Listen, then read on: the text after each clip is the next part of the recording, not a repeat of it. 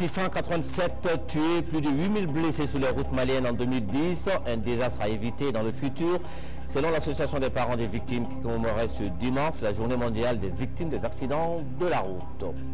Fin du deuxième voyage du pape en Afrique. Benoît XVI a quitté Cotonou ce dimanche pour Rome après un séjour de 3 jours. Une feuille de route était remise à l'église catholique africaine au cours de cette visite. Après les villes de Cergy, Sarcelles et Montreux, les artisans maliens s'installent maintenant dans la Courneuve à Paris, dernière étape de la fête de l'artisanat du Mali en France. Mesdames et messieurs, bonsoir, bienvenue à cette édition. Demain lundi, c'est la rentrée judiciaire 2011-2012 au Mali. L'événement qui se déroulera au CICB est placé cette année sous le thème du rôle du juge dans la réussite du processus électoral. La cérémonie sera présidée par le premier magistrat, Amadou Toumani Touré, président de la République. Nous écoutons ici le président de la commission d'organisation. Il est au micro de Alpha Maïga. La rentrée judiciaire marque effectivement le début de l'année. Une cérémonie qu'on appelle audience solennelle de rentrée des cours et tribunaux. Et c'est la loi portant statut de la magistrature qui l'a instituée. Et la cérémonie solennelle de la rentrée judiciaire se tiendra donc demain, lundi 21 novembre 2011, au Centre international de conférence de Bamako, à partir de 10 h. Cette cérémonie est organisée par la Cour suprême et comme vous l'avez si bien dit, elle est présidée par le président de la République, président du Conseil supérieur de la magistrature. Il s'agit d'un événement majeur de la vie de la famille judiciaire. Le rôle du juge dans la réussite du processus électoral, c'est le thème qui a été choisi et on sait que l'année 2012, ce serait une année électorale chez nous. Alors, pourquoi ce thème? Le choix de ce thème n'est donc pas fortuit, tant il est vrai que nous sommes à l'orée d'élections référendaires, présidentielles et législatives. Et parmi les différents acteurs du processus électoral, il y a le juge qui intervient avant, pendant et après les élections. Et au contentieux qui pourrait en résulter, autrement dit, depuis la confection des listes électorales, des candidatures, ainsi que les résultats qui pourraient être déclarés.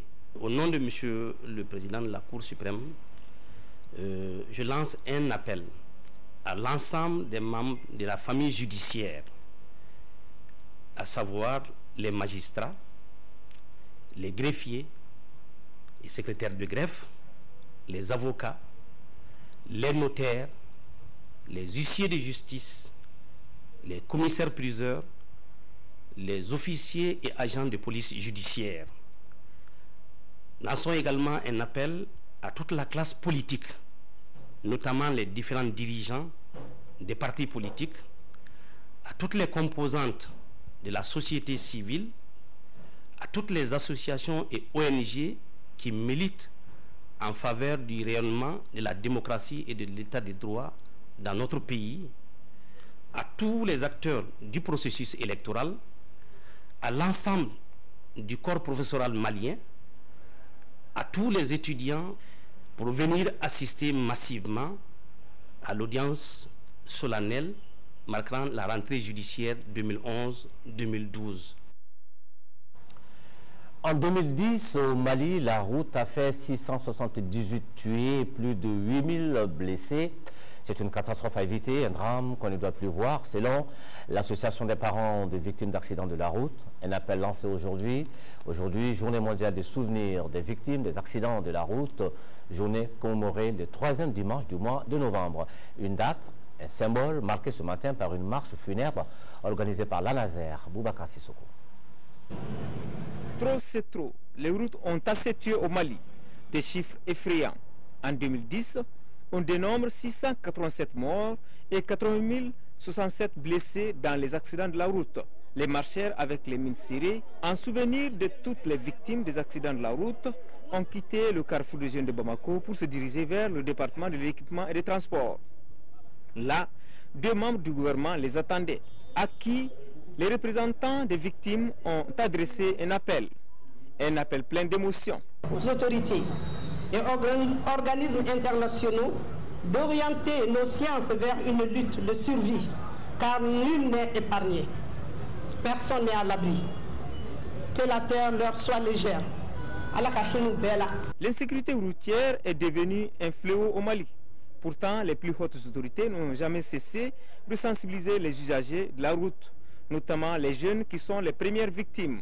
Être prudent, connaître le code de la route, rouler modérément, porter le casque, et en tout cas faire en sorte que dans nos écoles, dans nos universités, le code de la route soit connu.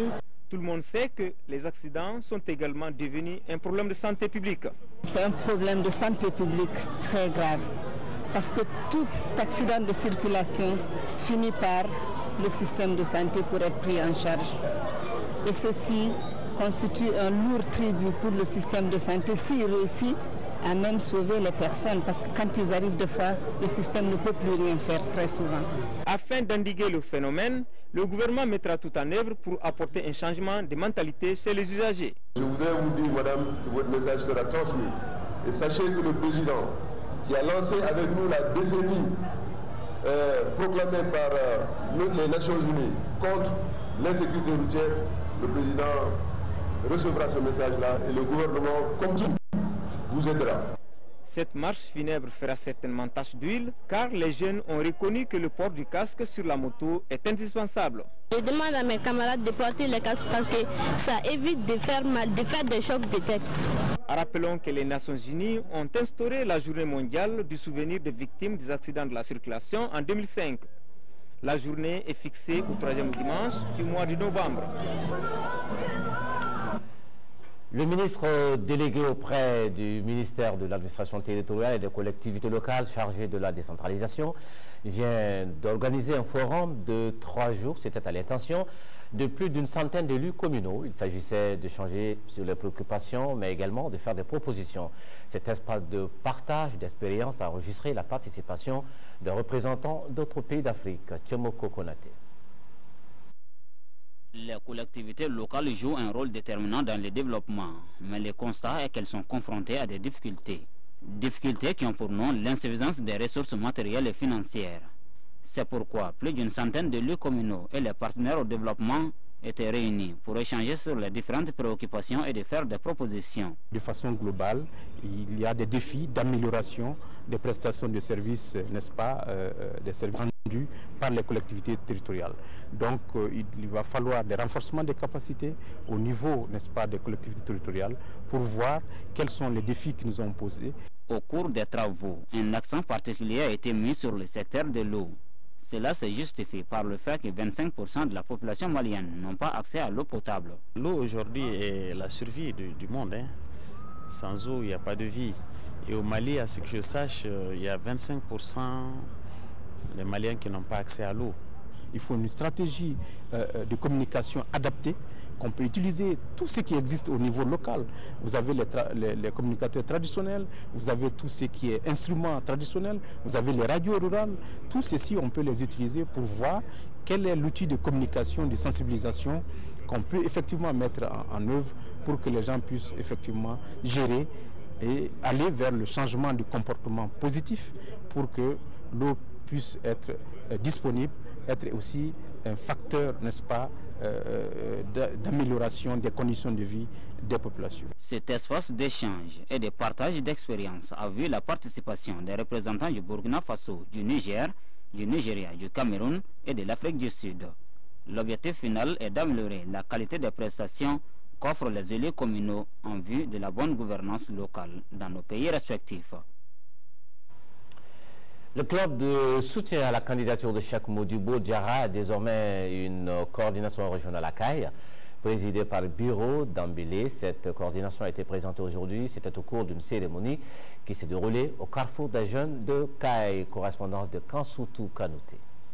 Ils sont venus des 6 quartiers de la commune urbaine de Caille pour assister à la présentation des membres du bureau du club de soutien à la candidature du docteur Cheikh Modibo Diarra. Ce sont des jeunes garçons, des jeunes filles, des sympathisants, des membres du RPDM de Caille et du MPJE. Nous avons créé un club de soutien à la candidature du Dr Cheikh Modibo Diarra depuis janvier 2011. Depuis là, nous avons élaboré un plan d'action dont la mise en œuvre continue. Composé de 7 membres, ce bureau est présidé par Bira Dambélé. Le club de soutien à la candidature du Dr Cheikh Modibo Diarra, selon Sidi Lamine Coulibaly, est une association politique qui a pour but, entre autres, de soutenir la candidature du Dr Cheikh Modibo Diarra, soutenir ses actions dans le cadre de la valorisation des ressources humaines, économiques, naturelles et culturelles du Mali, restaurer nos valeurs sociales, dynamiser une réelle solidarité entre les Maliens. Des confrères de certaines radios privées et des invités ont posé des questions à la délégation venue de Bamako, à savoir pourquoi ce club de soutien, quel est le statut du club et le programme des jeunes, pour ne citer que celle-ci. Des réponses satisfaisantes leur ont été données par Lassi Diabaté, secrétaire à la mobilisation, et Sidi Lamine Coulibaly, secrétaire au développement, à la solidarité et aux affaires sociales. Le bloc des alternatives pour la renaissance, l'intégration et la coopération africaine, Barika, a célébré le mémorial Mamadou Sinayoko à Bougouni, occasion pour les responsables du parti d'échanger avec les militants sur plusieurs autres sujets comme les élections de 2012 ou la position du Barika au sujet des réformes politiques envisagées. Nos envoyés spéciaux là-bas, Brima Kone Dembawan et Sidi Modibo Dambélé. Le bloc des alternatives pour la renaissance, l'intégration et la coopération africaine, Barika, respecte une fois de plus une tradition, celle qui consiste à rendre hommage à feu honorable Mamadou Sinayoko, père fondateur du parti. Un homme qui, selon les responsables de Barika, a non seulement tout donné pour le parti, mais aussi pour le développement du cercle de Bougouni. Nous sommes à Bougouni aujourd'hui, c'est dans le cadre de la commémoration du mémorial Mamadou Sinayoko dit gaucher, qui a été arraché à notre plus grande affection. Les responsables du parti ont échangé avec les militants sur des sujets importants tels les élections de 2012, la révision des listes électorales et la position du Barika sur les réformes constitutionnelles envisagées. De ces échanges, il est clairement apparu que la formation politique Barika n'a pas de candidat aux élections de 2012 et qu'elle soutient les réformes constitutionnelles. Notre position aujourd'hui est très claire. Il faut voter en faveur, n'est-ce pas, de ces élections référendaires. Aujourd'hui, j'engage le parti, je demande à tous les militants de soutenir ces référendums et de voter oui. Je vais lancer encore un autre appel encore à nos camarades et de tout faire, d'aller récupérer leurs cartes électeurs. C'est très important. Ceux qui n'ont pas enlevé leurs cartes de 2007, n'est-ce pas, de venir en 2002 aussi, de venir les réclamer, de venir les prendre et de faire recenser, de se faire recenser, de les récupérer. Parce que après en 2012, ces élections vont être des élections vraiment capitales et danger très important. Celui qui n'aura pas sa carte électorale va regretter. À partir d'aujourd'hui, donc notre parti n'aura pas de candidat pour les élections générales. Donc à cet effet, nous sommes obligés de soutenir un candidat d'un autre parti, d'un groupe de partis, qui peut remplacer, n'est-ce pas, le président sortant qui a été très bon. L'un des temps forts de cet événement, c'est l'organisation d'un match de football qui a mis aux prises les animateurs des radios privées du cercle de Bougouni et les forces de sécurité de cette localité. L'Union des mouvements et associations pour le Mali, UMAM, a procédé au lancement de ses activités à Ségou. L'événement a été marqué par un meeting au cours duquel l'association a affirmé son soutien à la candidature de Jamil Bitar aux élections présidentielles de 2012. Candicila. Les Korodouga, l'association des griots, les chasseurs et autres animations publiques, la salle Merouba a refusé du monde à l'occasion de la cérémonie de lancement des activités de l'imam, l'Union des mouvements et associations du Mali. Cette grande mobilisation, selon le président de l'association régionale, s'explique par les vertus que Jamil Bitar a su incarner à travers ses différentes fonctions, dont à la tête de la Chambre de commerce et d'industrie du Mali et au Conseil économique, social et culturel. Selon Brahima Sissé, en 2 mois d'existence, l'association dispose à Ségou d'un siège rénové et compte près de 50 000 adhérents dans la région.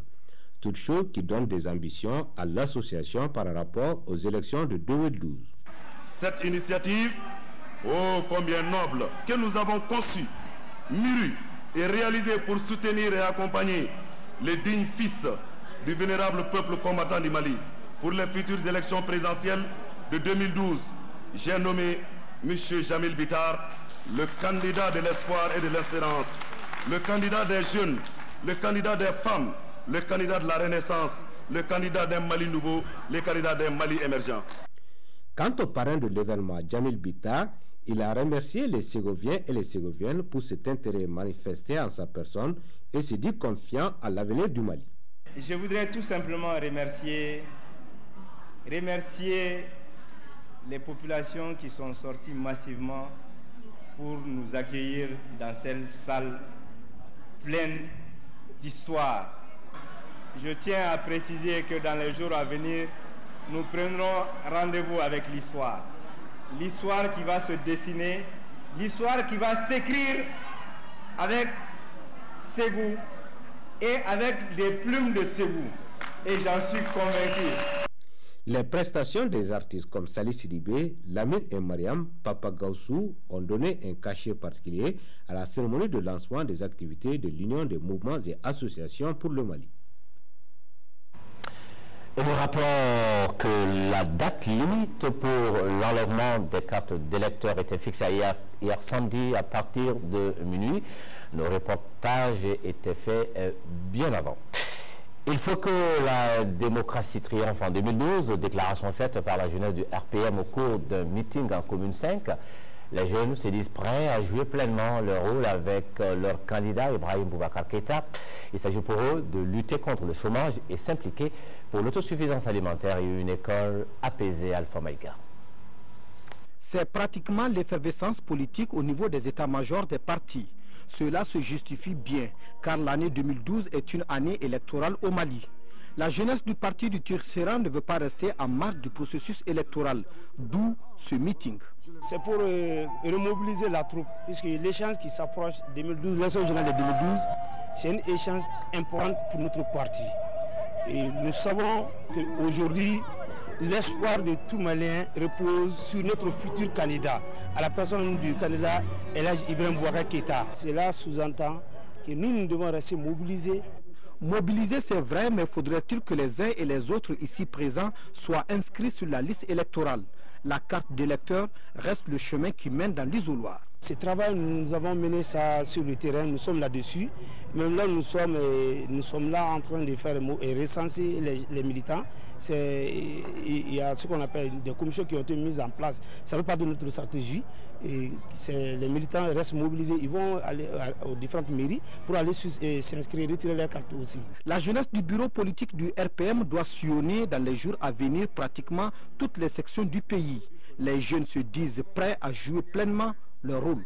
Aujourd'hui, quand vous prenez les difficultés auxquelles les Maliens sont confrontés, en tout cas, en grande partie, les jeunes sont concernés. Donc, c'est eux les premières victimes, en tout cas, des difficultés auxquelles le pays est confronté. C'est-à-dire le problème d'éducation, le problème de manque d'emploi et le problème d'insécurité qui peut entraîner la dérive des jeunes dans le domaine de la drogue, de la délinquance et autres. Donc, nous pensons que si nous voulons relever ces défis, il faut que la jeunesse s'implique activement dans la mobilisation. Les responsables du RPM ont invité les uns et les autres à l'union des cœurs et des esprits. Ils affirment que seule la démocratie doit triompher en 2012. Une fenêtre sur l'actualité à l'étranger avec le pape qui a quitté Cotonou au terme de son deuxième voyage en Afrique. Benoît XVI a quitté Cotonou ce dimanche à destination de Rome après une visite de 3 jours au Bénin. Il avait expliqué avoir choisi le Bénin pour remettre aux évêques africains la conclusion du synode sur l'Afrique de 2009 parce que ce pays de 9 millions d'habitants était une démocratie vivant en paix, jouissant d'une relative bonne entente entre chrétiens, musulmans et animistes, a-t-il ajouté ce matin. Il a célébré une messe devant plus de 50 000 personnes. C'était dans un grand stade de Cotonou après s'être rendu hier à Ouida.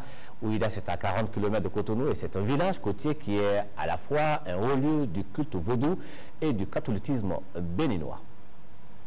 Une marée humaine, plus de 50 000 fidèles rassemblés au stade de l'amitié de Cotonou.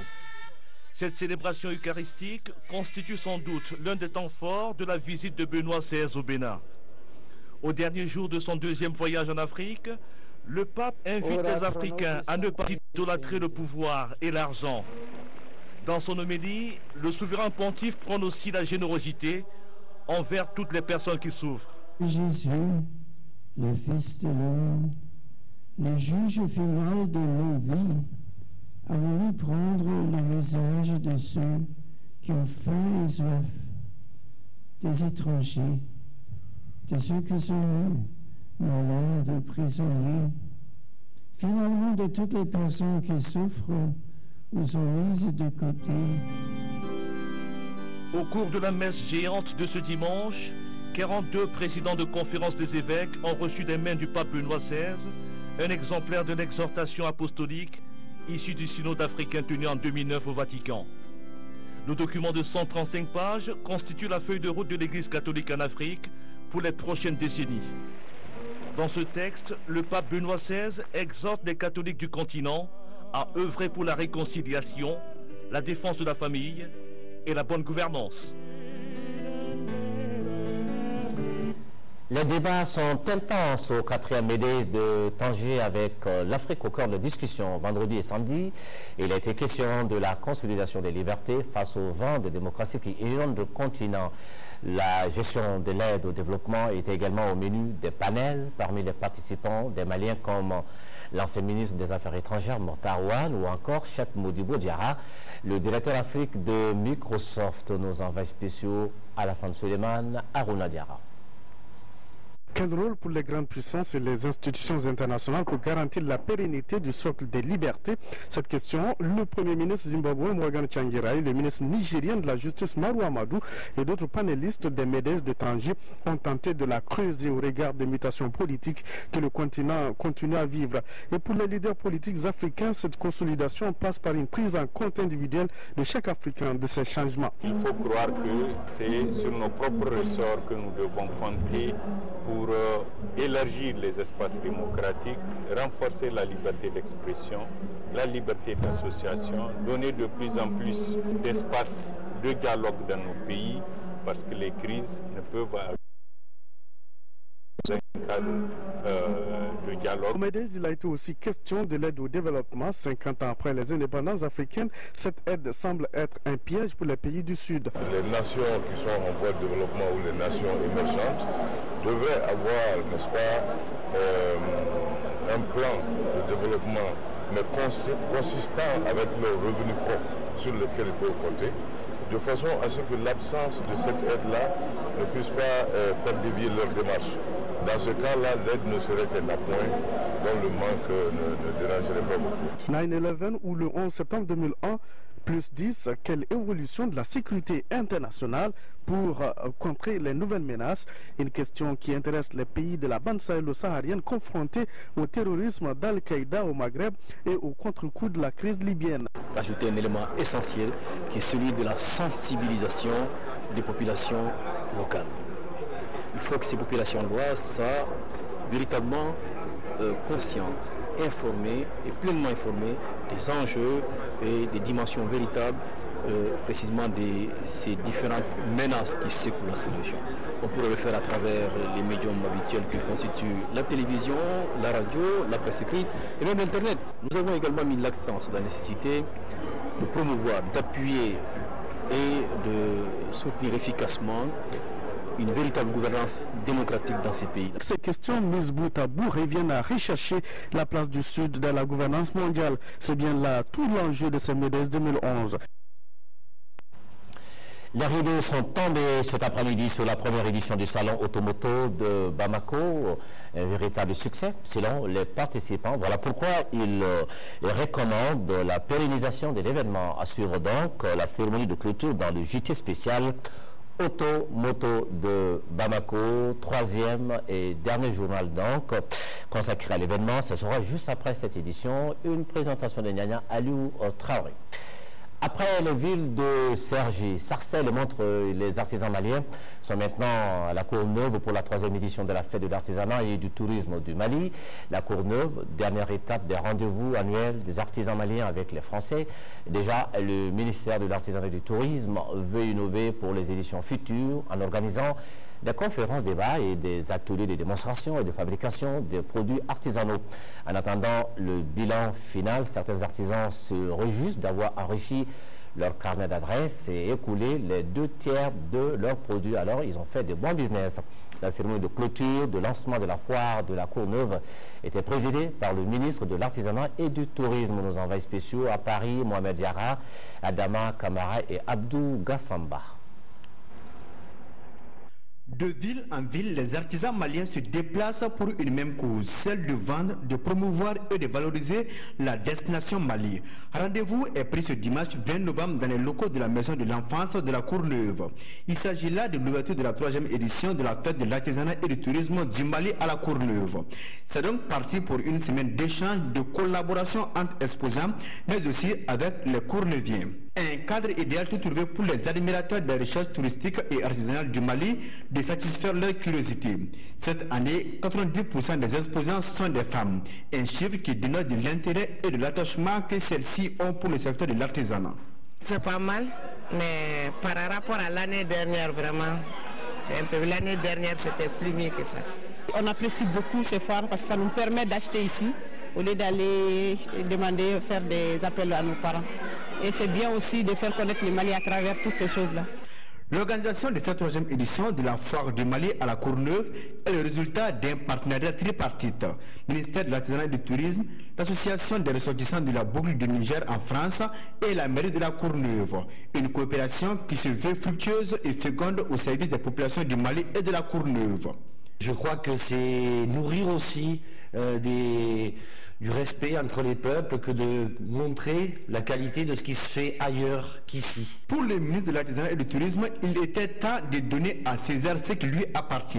En termes plus précis, confier l'organisation des foires aux artisans eux-mêmes par l'intermédiaire de l'APCM. Un défi qui n'est pas au-delà des moyens et des ambitions de cette organisation. Nous, on a relevé le défi. Les structures fêtières, l'Assemblée permanente des chambres de métiers du Mali, la FNAM, la Maison des artisans, le syndicat, tout le monde s'est impliqué. Dieu merci, nous sommes presque à la fin des séries de manifestations, ça a bien marché.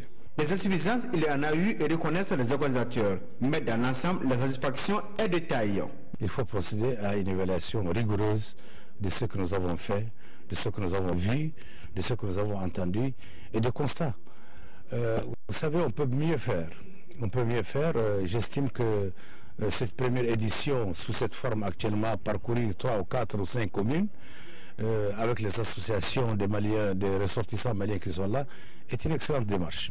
Ça fait une triangulaire qui est porteuse, mais il faut l'améliorer. L'artisanat du Mali permet une plus grande diversité, et c'est cette diversité qu'il faut avoir.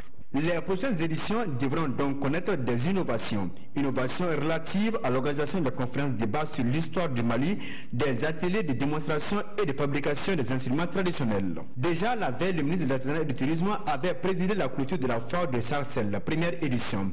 Nos compatriotes vivant dans cette ville se sont réjouis de la tenue de cette activité à Sarcelles, ce qui leur permet de se ressourcer davantage.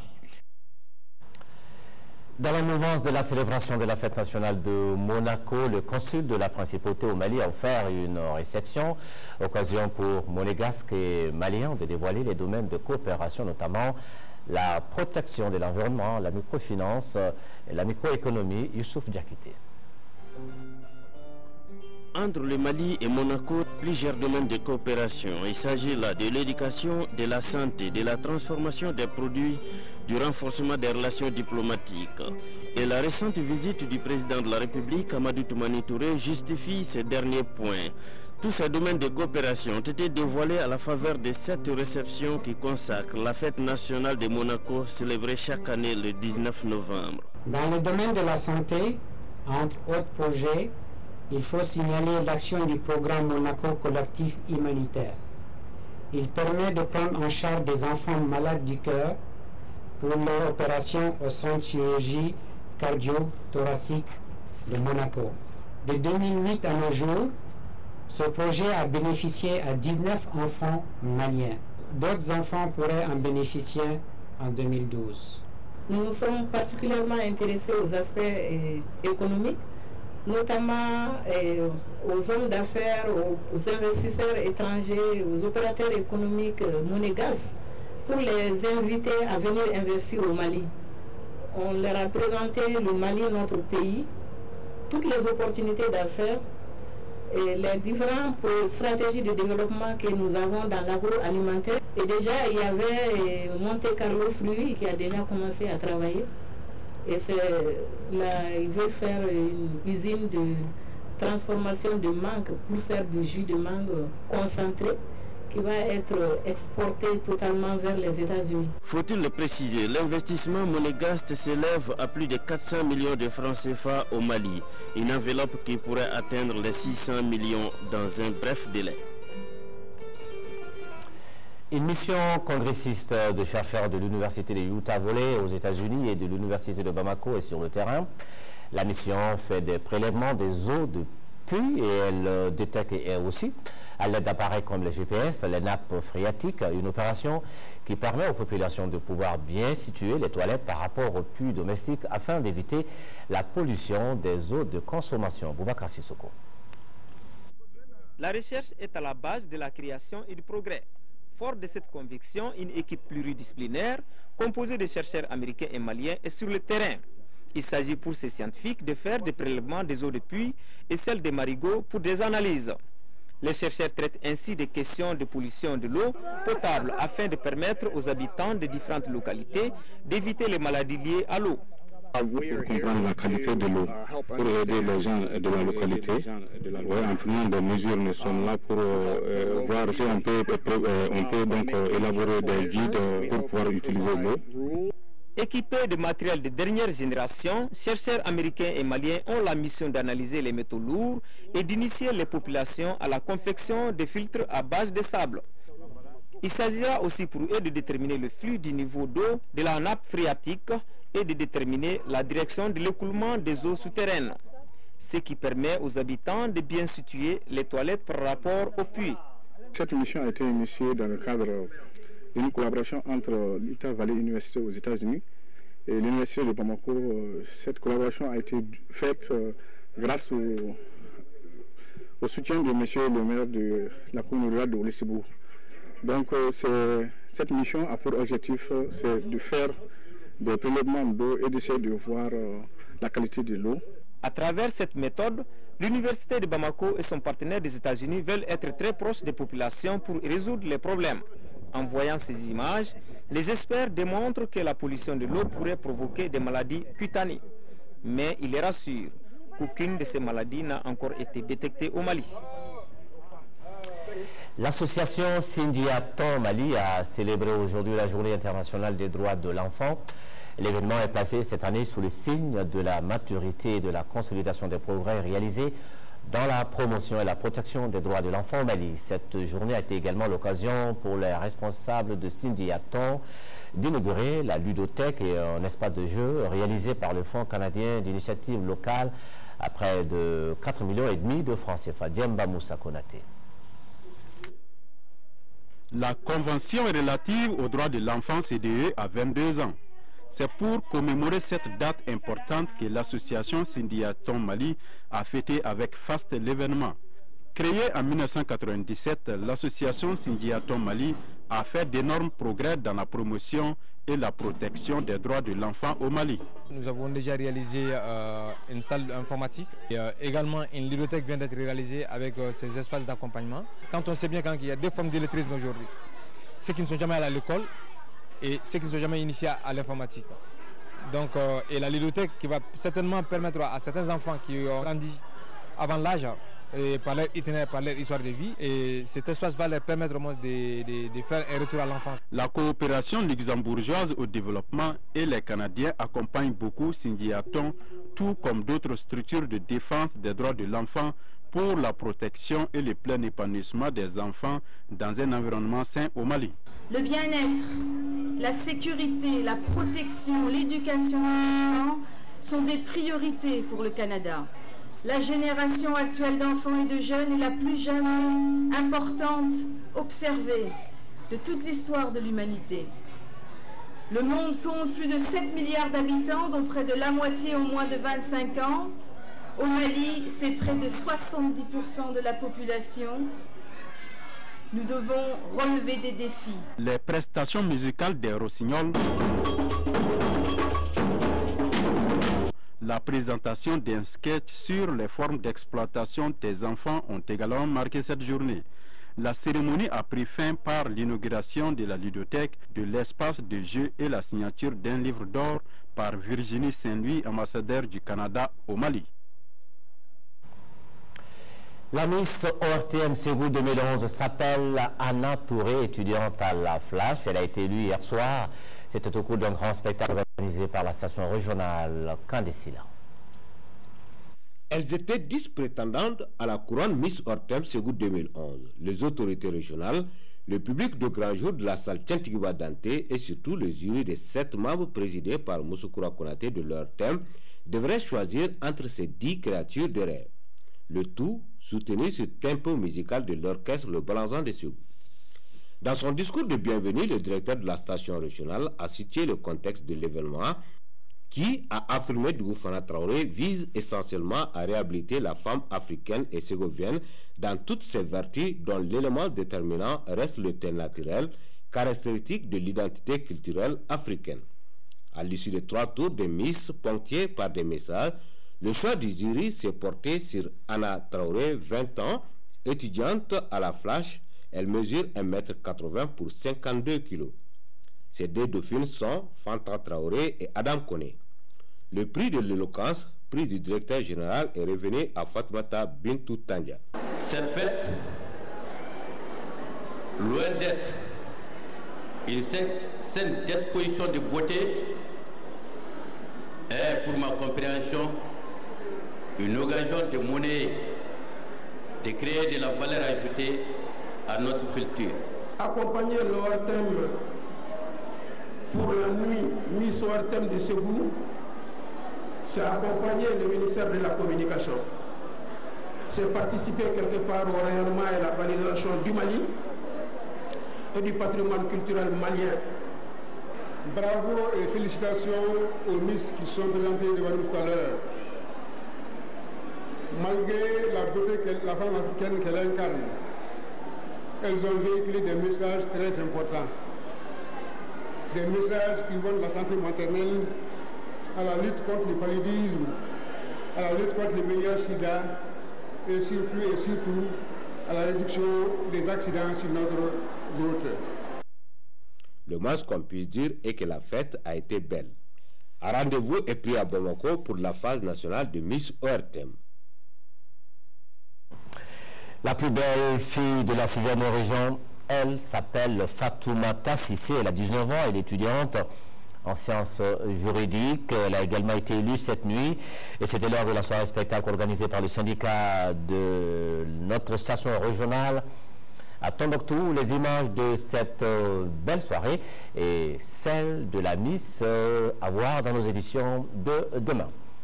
La finale de Miss ORTM, c'est le 3 décembre prochain, ici à Bamako, et la plus belle de toutes les candidates enlèvera cette année une voiture qui sera offerte par le comité syndical de l'ORTM avec l'appui du partenaire, la société Afrique Motors.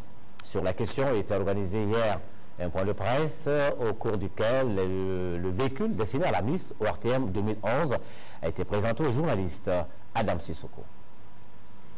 C'est réel, c'est cette voiture qui sera offerte à celle qui sera élue Miss Mali 2012. Il s'agit d'un cadeau du syndicat de l'ORTM avec l'appui de la société Africa Motors, du nouveau dans l'organisation des nuits ORTM. Pour la première fois, le comité syndical veut donner une voiture à sa Miss. C'est le comité syndical qui va donner cette voiture avec l'appui d'Afrique Motors. Afrique Motors s'est engagé à nous appuyer cette année, à nous accompagner. Et c'est un défi que nous devons relever ensemble. Pour confirmer ce partenariat, les deux parties ont procédé à la signature d'un contrat. Nous sommes une entité économique, donc on se devait au moins sur ce projet national et international être présent en tant qu'entreprise. J'espère seulement que ce sera un apport à la hauteur des souhaits exprimés par les uns et les autres. La Miss aura en plus de la voiture une formation théorique et pratique à l'auto-école Tigana d'un coût estimé à 600 000 francs CFA. Une fois que la Miss arrive à avoir la voiture, et pourquoi pas, il faudra la former en conduite. C'est possible que la Miss a un permis de conduire, mais il faut une formation, un recyclage. À noter qu'il s'agit d'une voiture de 6 500 000 francs CFA. Rendez-vous donc le 3 décembre pour élire la plus belle du Mali et la remise des clés de la voiture est prévue pour le 16 décembre prochain au cours d'une soirée gala à l'espace Bouna. Le sport avec le 9e championnat national de taekwondo du Mali qui a été disputé ce week-end. Et ça s'est achevé en véritable apothéose au pavillon des sports du stade Modibo Keïta avec le sacre de Bamako. Le district confirme une fois de plus sa suprématie sur la région. Fotigui Tunkara. Le Tchèque gagnant sur le podium de ce 9e championnat national de taekwondo au Mali est bien respectivement Bamako, sans surprise, avec 17 médailles d'or sur les 25 âgés, 3 d'argent et 2 de bronze, pour un total de 20 bijoux auxquels s'ajoute le précieux trophée de champion. Ségou, deuxième avec 15 breloques, dont 4 en or, 4 d'argent et 7 de bronze.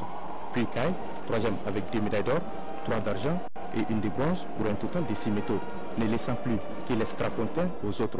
Comme Morty, quatrième au pied du podium, avec 8 médailles, comprenant 1 en or, 5 d'argent et 2 de bronze.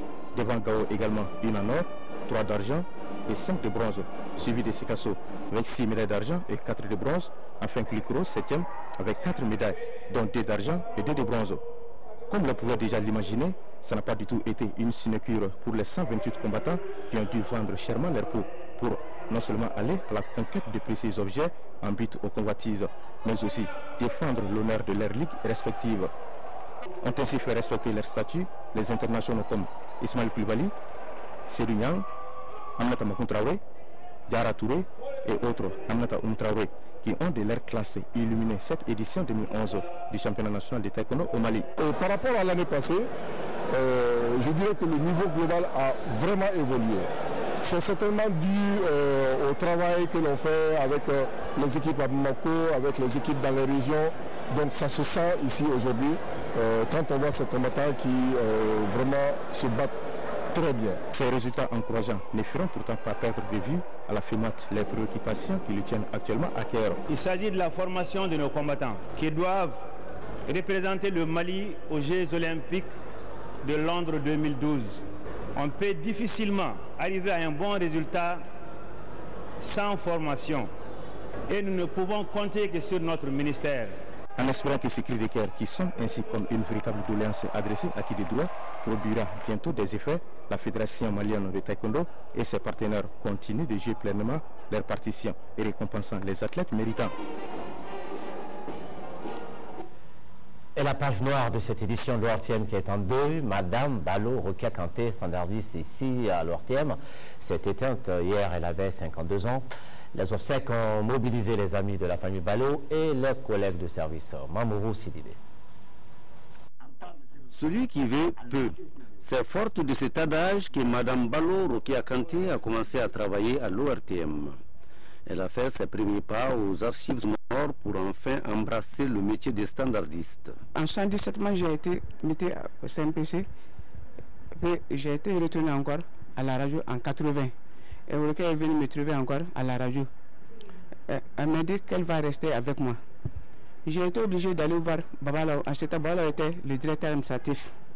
Bon. Je l'ai expliqué à Babalao. Babalao m'a dit, d'accord. Donc, elle a été embauchée là-bas comme collaboratrice extérieure au secrétariat de l'animation. Après, elle a été au Bandetech. Elle a travaillé avec Vieux Konaré et Laji Koulibaly. Elle a demandé d'aller au Standard. Rokia, durant toute sa vie professionnelle, a pu gérer les multiples contraintes du Standard. Rokia était une dame courageuse. Si vous tenez compte de l'ouverture du Standard, c'était à 6 h du matin. Et la fermeture, c'était après tout le monde. Tout le monde voulait être servi. Mais Rokia était toujours courageuse, joyeuse avec les gens. Si tu demandais la ligne et si tu étais énervé, elle faisait tout pour te mettre à l'aise. Madame Balo Rokia Kanté laisse derrière elle 8 enfants, dont 5 filles. Dors en paix, Rokia.